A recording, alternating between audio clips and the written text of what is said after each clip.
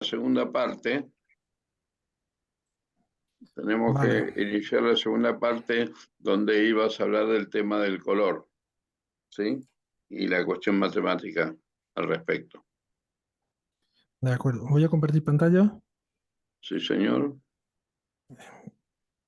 Voy a ver. Aquí está la presentación. Ahora, ¿no? Sí, señor, perfecto. Se ve.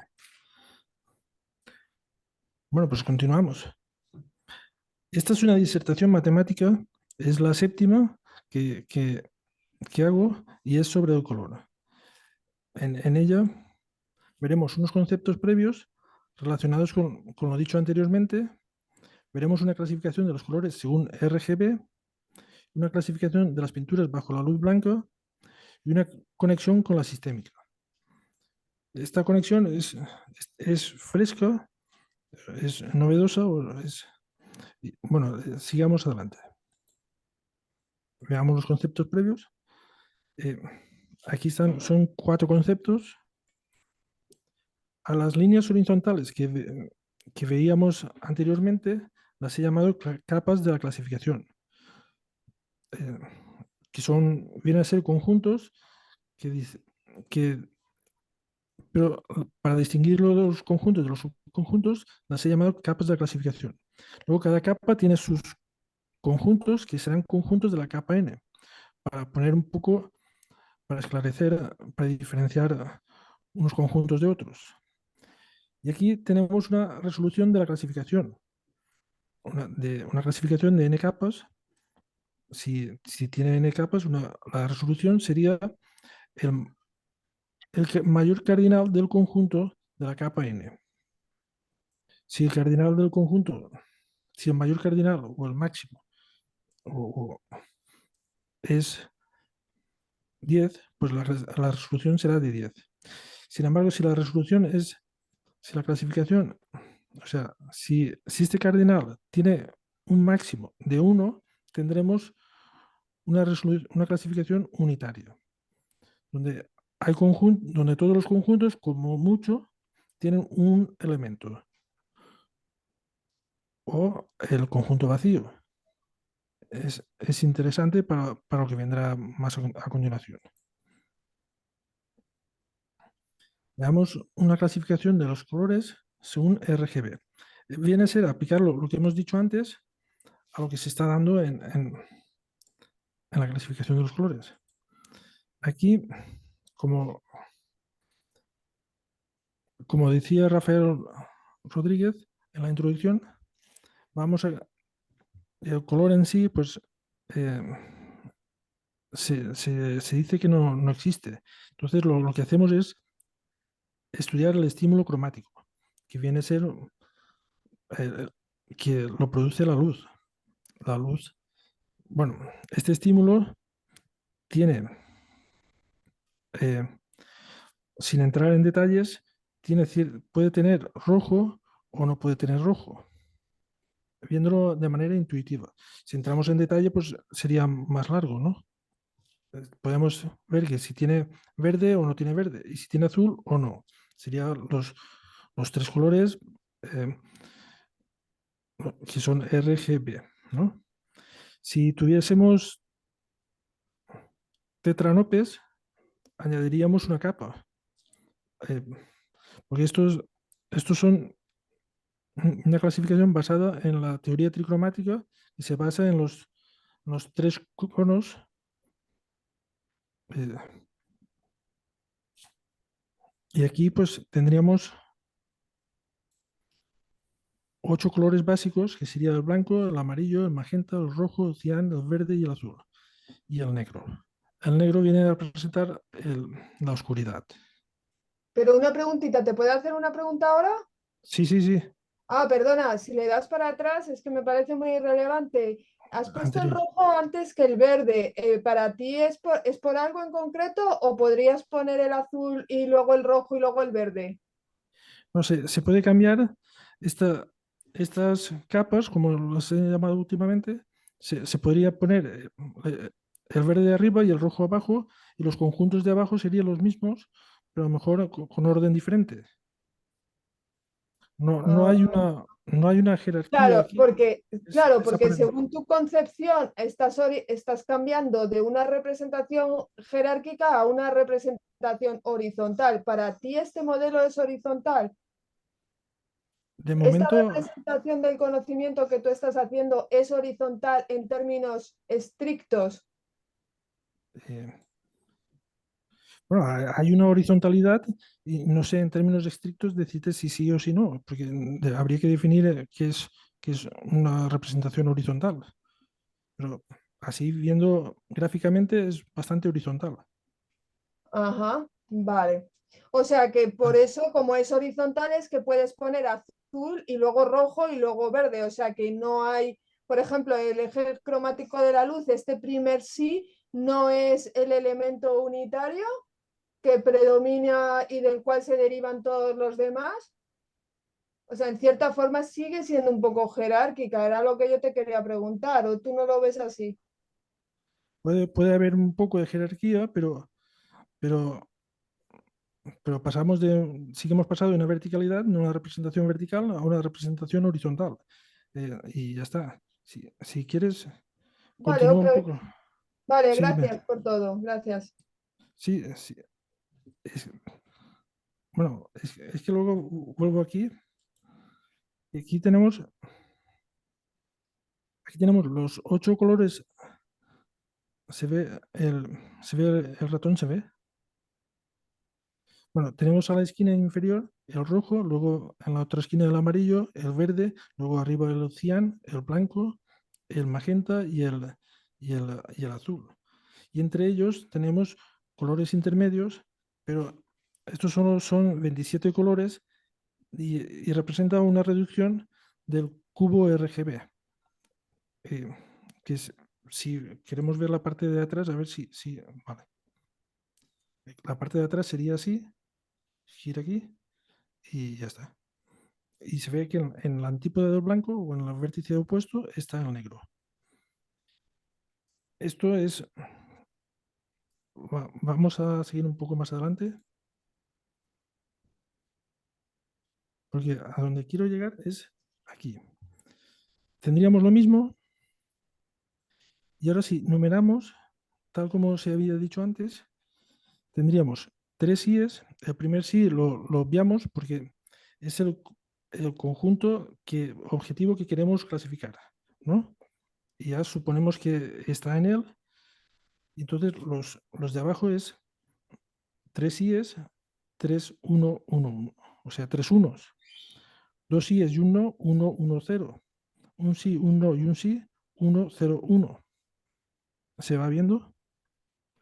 Y aquí tenemos que los valores del blanco es el 1, 1, 1 según el cubo RGB. El valor del amarillo es decir, el blanco, si ponemos 1,1,1, 3 coordenadas, tendríamos el blanco. El amarillo, si ponemos 1,1,0, sería el amarillo. Y así, si ponemos cian, el cian sería el 0,1,1. ¿Vale? Si en vez de unos medimos y por cada uno ponemos el primero, la primera coordenada ponemos RGB, perdón, R, la segunda coordenada G y la tercera B, tal como está en la línea anterior, en la línea de abajo, tendríamos el cubo RGB entero. Y, y como se ven, no sé, se puede ver una jerarquía ahí, pero es más horizontal. Y entonces, en teoría tendríamos una clasificación unitaria, pero en la práctica no, porque hay, en la práctica hay errores, hay, aún hay que seguir investigando para seguir a tener una clasificación unitaria.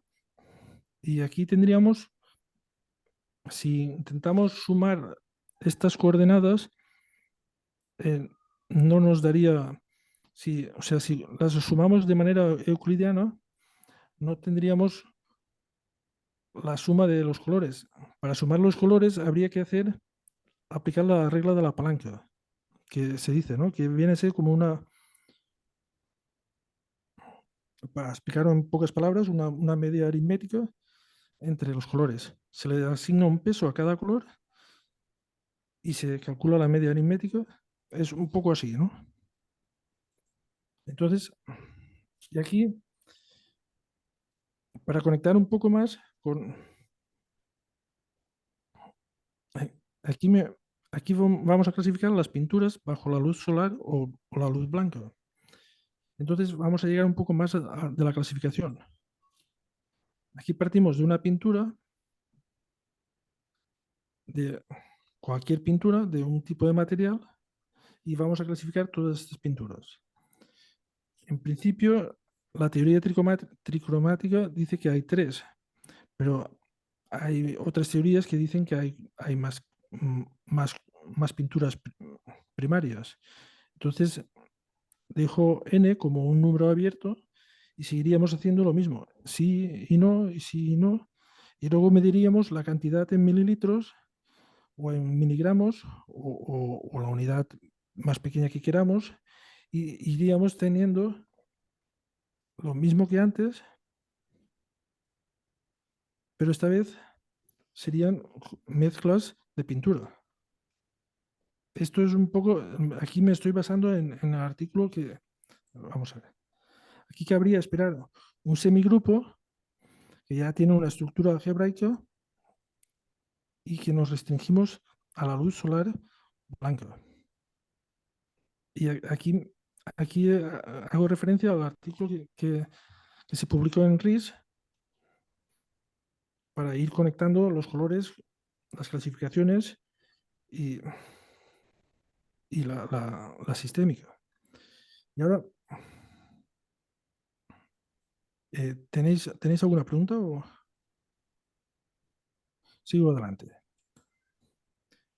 Vamos a ver unas conexiones con la sistémica un poco más.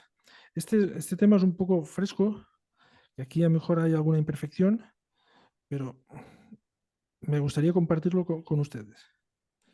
Veamos. Aquí me hago lo mismo para clasificar, basándome en capas científicas, los sistemas. Entonces, parto de un sistema y me pregunto, ¿ese sistema está bajo las leyes de la física?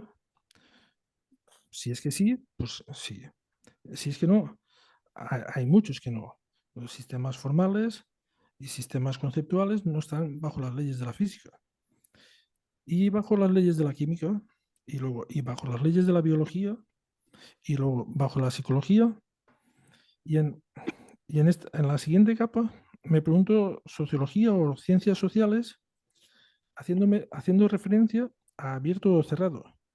Porque, en cierto modo, la psicología es un conjunto de personas, perdón, la sociología es el estudio de un conjunto de personas como un ente.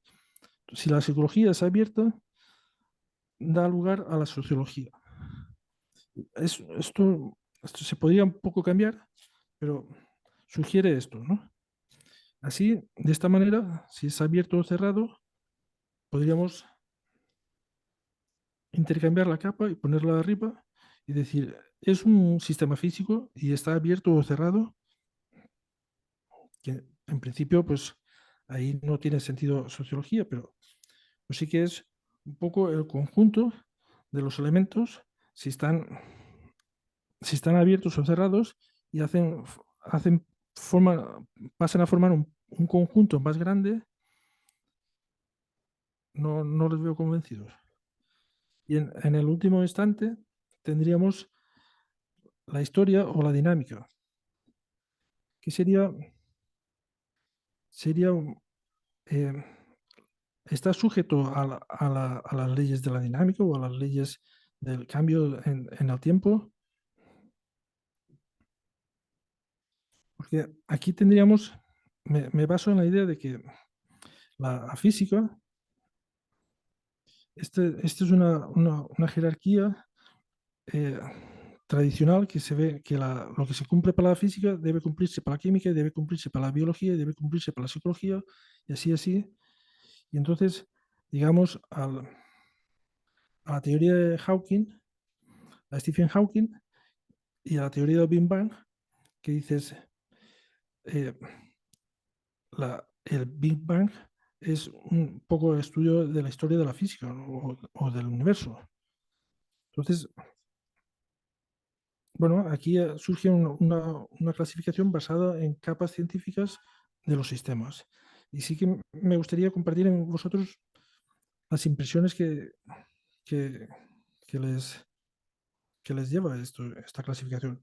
Es novedosa porque podemos partir de sistemas físicos que no son químicos, o sea, sistemas que no son físicos, que no están sujetos a las leyes de la física, no están sujetos a las leyes de la química, pero podríamos pensar que sí que están vivos. Eh, puede ayudar a más de uno a pensar en cosas así. Y podríamos pensar que a lo mejor tienen una psicología. eh, espero abrir debate con esta clasificación. Entonces, hemos visto una aplicación de la clasificación a los colores y a las pinturas que nos llevan a los sistemas a través del puente de las matemáticas. Sería un poco el resumen. Y, y si queréis pasamos al debate y al coloquio. Aquí dejo las referencias. Pongo en la primera una teoría de los 5 colores, que es un enfoque nuevo.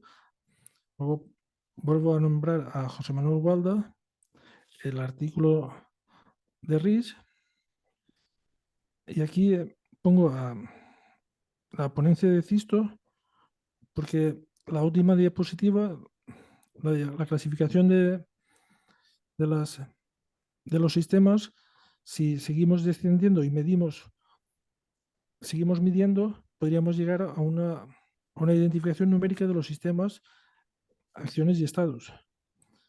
Y aquí también me gustaría resaltar este autor, Orton William, quien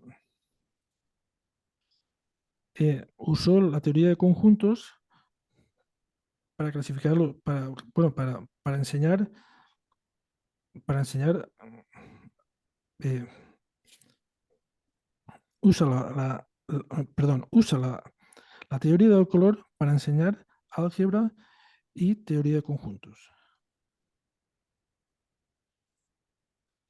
Aquí hay unas lecturas recomendadas.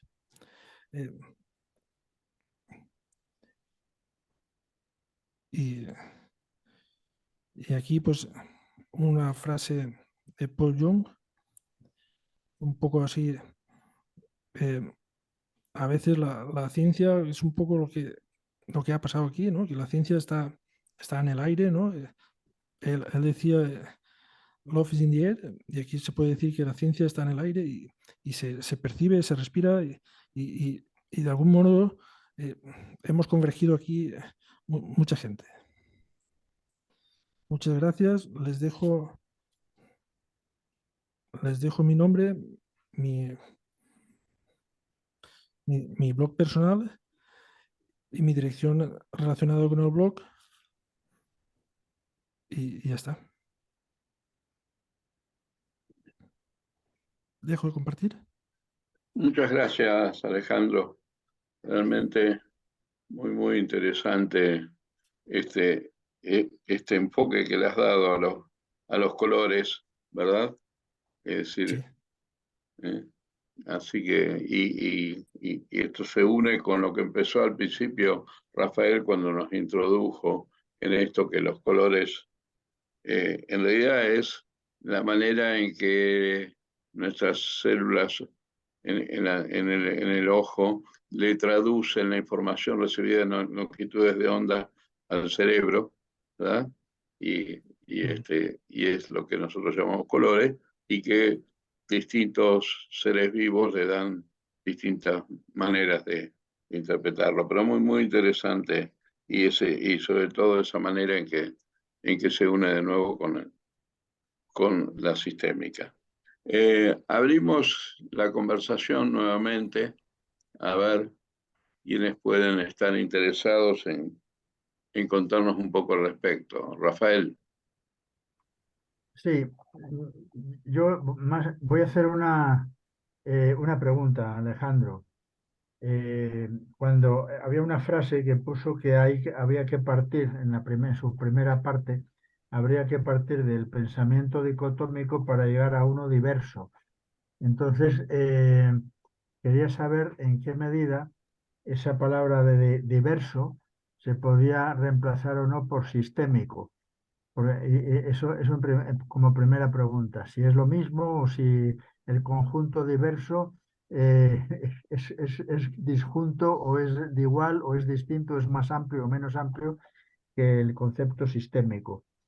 Y luego, enhorabuena a los dos porque realmente ha sido una cosa muy interesante de tener un poquito esta nueva perspectiva, sea sistémica o sea diversa o sea otro tipo de clasificación, porque yo creo que esto puede arrojar mucha luz al problema que tenemos hoy día de lo bueno, de lo malo, del hombre, de la mujer, de las derechas, de las izquierdas y tal, y empieza a ir en una línea que creo que efectivamente habíamos intentado decir en el libro, como tú has comentado, de que las dicotomías pues no tienen sentido hoy día con lo que sabemos de la ciencia y de la sistémica y de todos estos temas. Así que enhorabuena otra vez. Pero me gustaría saber ese matiz de si lo de diverso se puede aplicar a lo sistémico o es una cosa, un concepto distinto. Primero decir que no hay por qué partir de un pensamiento dicotómico, sino que mucha gente está ya anclada en el pensamiento dicotómico y aquí lo que se pretendía era partir de ese pensamiento dicotómico y llegar a uno que no fuese dicotómico. Podríamos decir sistémico. Le he dicho temporalmente diverso. No sé qué es más apropiado, si decir sistémico o diverso. O si el sistémico forma parte del... No sé.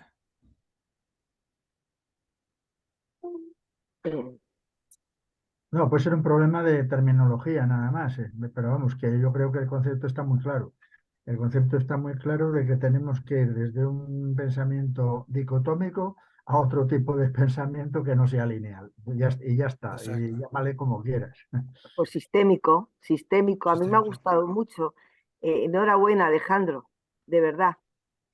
Me ha Gracias. gustado muy bien y además mucho, y además eso puede dar luz, sobre todo para el tema de la SESG, del pensamiento sistémico, pues es otra manera también de plantearlo y no me parece ninguna mala idea. Así que enhorabuena, Sí. porque estamos siempre en pensamientos dicotómicos, o A o B, o blanco o negro, azul o rojo.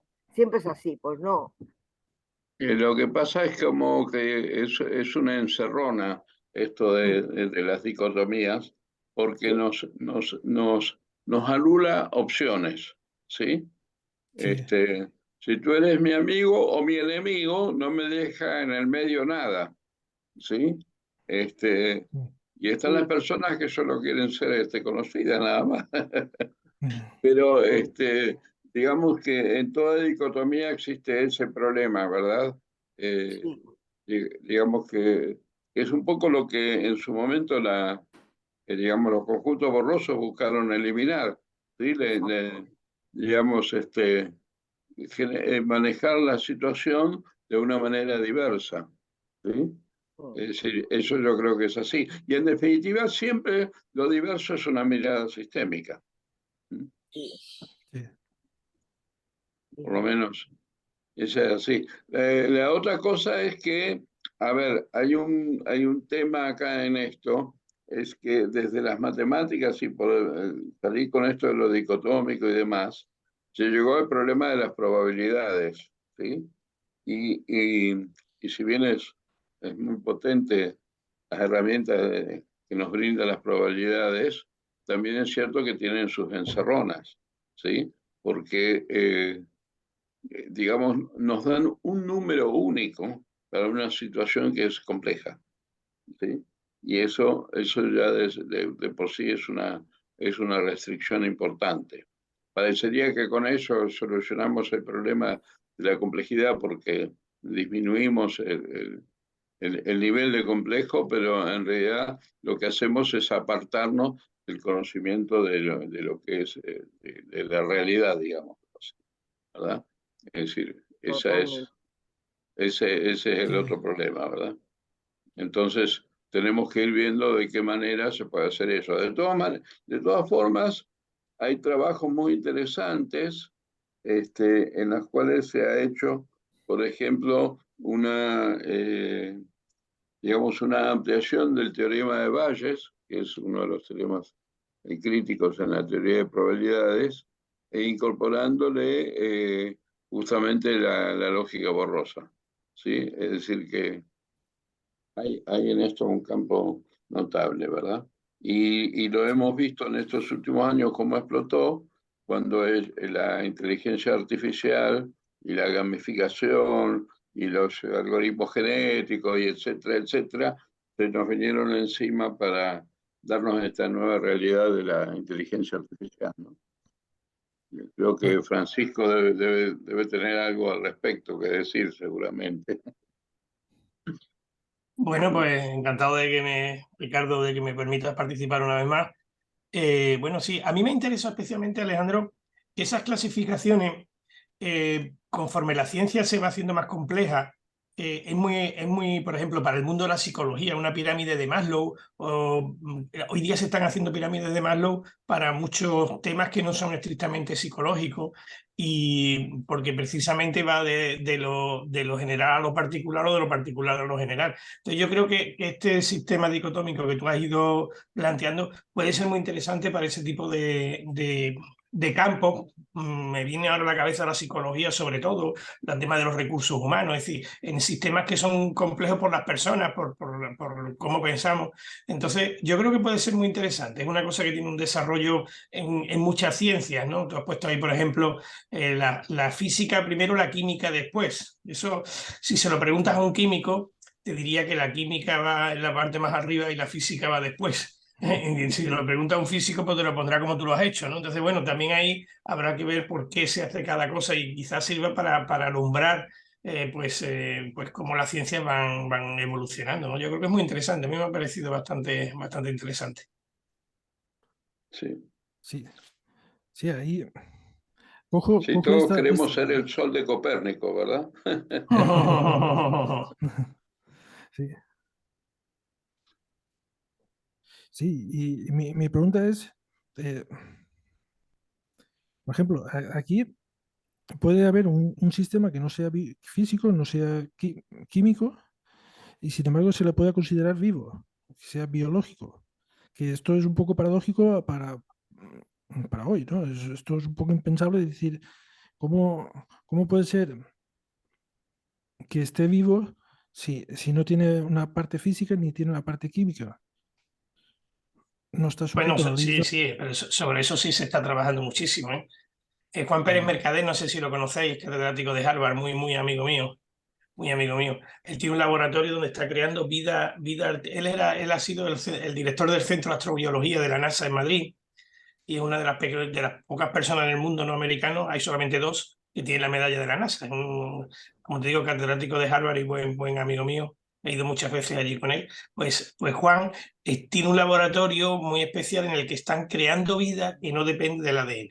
Y ya la tienen creada, ¿eh? O sea, ya van tanto a nivel virtual como a nivel real. Entonces, bueno, pues en esas clasificaciones todo esto lo que te sirve es para comparar, para ver, para determinar en qué cosas se parece y en qué no. Es decir, que al final todo esto puede ser una herramienta de ayuda interesante, ¿no? Y además esto hoy día con sistemas de inteligencia artificial, como se ha dicho aquí, de lógica borrosa, pues se puede mecanizar bastante, que sea algo que sea relativamente fácil de implementar. Entonces puede ser muy interesante. Pero por ejemplo, los sistemas de vida, pues determinar si dependen de la biología o no, pues también si le preguntas a un robot de estos que tienen ya emociones, que nosotros hemos hecho muchas hormonas para robots, para que tengan emociones como mujeres y no como hombres, curiosamente. Todo eso pues hará que la clasificación, dime cómo clasificas dicotómicamente las cosas y te diré cómo eres. Muy interesante. Sí, también hay que aclarar que, por ejemplo, si un psicólogo está estudiando el tema de los sueños, allí no rigen ni las leyes de la química, ni de la física, ni de la biología, ¿sí? Es decir, que tenemos sistemas en los cuales, pues, nos van a decir que no a todas las preguntas y nos van a poner en un universo distinto, ¿verdad? Lo mismo pasa cuando vamos al campo de la ciencia ficción o los campos de la literatura fantástica en general, ¿verdad? Es decir, hay muchos dominios del conocimiento y de la realidad en las cuales no se aplican ciertas leyes. Y en definitiva, cuando creamos una realidad virtual, podemos armarla como se nos ocurra, ¿verdad? Y podríamos, en todo caso, no decir que no dependemos de la física, sino que le inventamos una nueva. Totalmente. Sí, sí. Yo quería comentar, como tú has hablado de la simulación, la inteligencia artificial. Bueno, las simulaciones, muchos simuladores se basan en inteligencia artificial y evidentemente en este modelo de clasificación, porque todas las tomas de decisiones son modelos de clasificación y están incluidos, sí, absolutamente.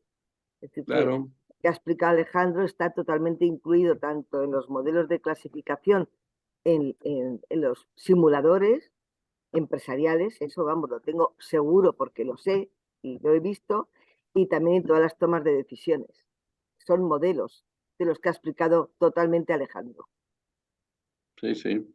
Solamente quería comentar eso.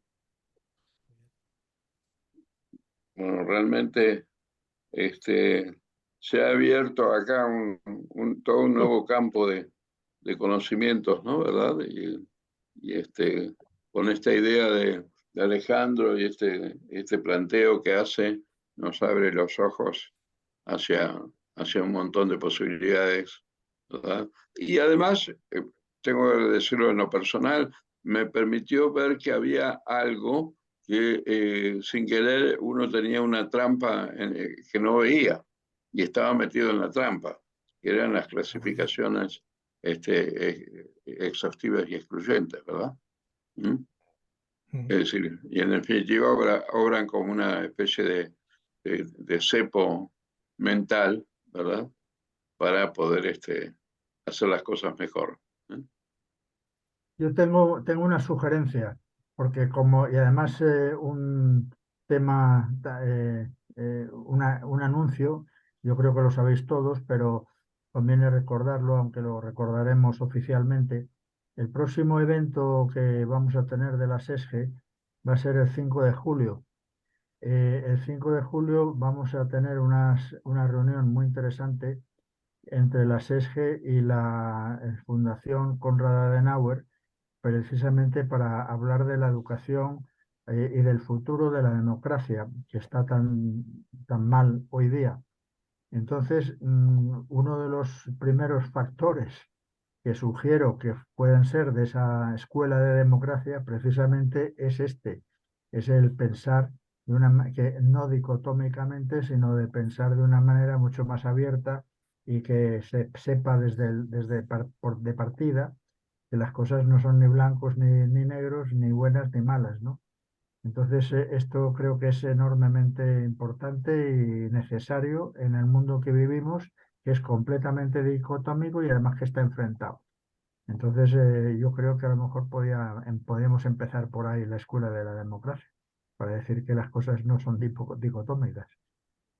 Comentarlo Sí, sí. también, comentarlo también el día 5 de julio, al cual estáis todos invitados. Claro, ya os comentaremos también todos los temas y el enlace, todo ese tipo de cosas. Hay muy poca gente invitada presencialmente, porque las invitaciones la han hecho la fundación, pero está abierto a que tengáis acceso online. Sí, perdón, tenemos menos de 4 minutos para que se vuelva a acercar la cosa. Yo creo que podemos cerrarla acá. En todo caso, déjame pasar otro aviso publicitario. El 5 tenemos ese evento y el día 6 vamos a tener otro evento de universidad y comunidad que va a dirigir Eva Zarca, ¿sí? Dentro del marco de las conversaciones del Extremo Sur. Así que tenemos un festival de cosas previas a las vacaciones que ustedes se toman en julio. Bien. No, aquí no hay Bueno, vacaciones hasta el día 23 de julio, ¿eh? bueno, listo, pero ya se van entrenando. Me parece muy bien. No, realmente hay que felicitar a Alejandro por creo que por la profundidad de su pensamiento y la claridad con que lo expuso, que realmente Sí. llama la atención en ambas causas, ¿no? Realmente muchísimas gracias, Alejandro. Muchísimas gracias, Alejandro. Un placer, como Yo, siempre. gracias. Sí, sí. Bien. Sí, esto es... ¿Algo que quedó en el tintero? No, simplemente recordar que José Manuel Ugalda fue la chispa o se basa todo un poco en lo que él nos aportó. Sí, sí, sí. Sí, sí. No, precisamente una de las cosas y uno de los gráficos que hizo Ricardo Barrera, pues me recordó, volviendo otra vez a lo de José Manuel, me recordó lo que hacemos para las evaluaciones de la gestión de riesgos, que precisamente cuando estamos haciendo evaluaciones tenemos esos 3 o 4 niveles, pero de alguna manera, pues es una manera un poco burda de evaluar un riesgo, ¿no? Porque un riesgo tampoco es dicotómico ni tampoco se le puede poner en 3 o 4 niveles nada más, ¿no? Pero bueno, Correcto. ahí estamos y es una de las cosas que podríamos también ir avanzando y comentando dentro de nuestro entorno de la gestión de riesgos y la seguridad informática y la ciberseguridad y todo este tipo de cosas. Sí, sí. Bien. Bueno, gente, yo les agradezco la presencia y el interés y esperemos que la próxima vez seamos un poco más. Muy bien, esperemos que esté arreglado este problema también técnico porque pagar hemos pagado. O sea que doy fe No, de ello que está pagado para que no nos interrumpan, pero es un problema técnico que veremos con el Zoom, ¿eh? sí, y José Manuel va a tener el problema de engarzar estos 3 momentos de grabación en uno solo. Muy Sí, bien. bueno, pero se pueden hacer una serie de 3 o lo pongo en uno solo. Nada, ya me pelearé con los del Zoom para que la siguiente no pase. Muy bien. Muchas Bueno, gracias, gracias Alejandro, a todos. Gracias, chao, chao. Adiós. Muchas Chao. gracias. Bien. Muchas gracias a Y todos. felicitaciones a ustedes. Vale, sí, felicidades. Gracias. Muy bien. Salvo.